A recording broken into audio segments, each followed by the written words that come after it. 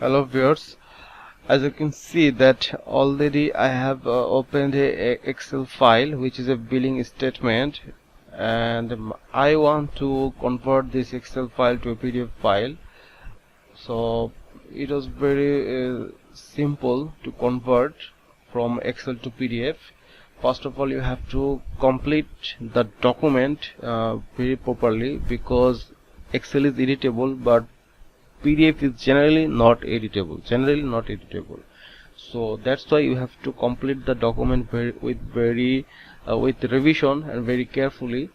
So I have completed this document. So before doing this, I need to check the print preview, that how it will look after print. So it was my print preview.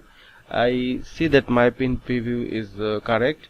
So basically we can do this with two methods. One method is, after complete the document, first save. So you can save this document. Now I will use the save as method. Click on save as, give the file name and select the location from here where you want to save this file. Then save as type. So from here you can see that here is a lot of format showing, file format. From here please select the PDF format, then click on save. Now it will take 1 or 2 minutes.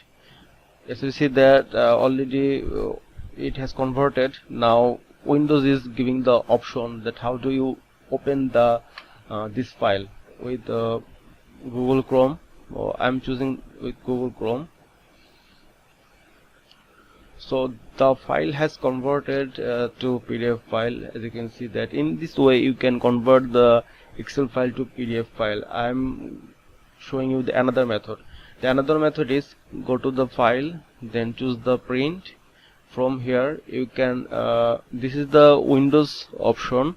Windows offering such facilities to convert any files to PDF. So from this printer list you can choose the Microsoft Print to PDF.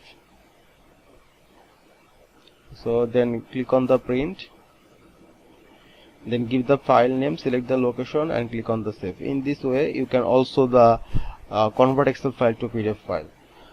Thanks for watching the video.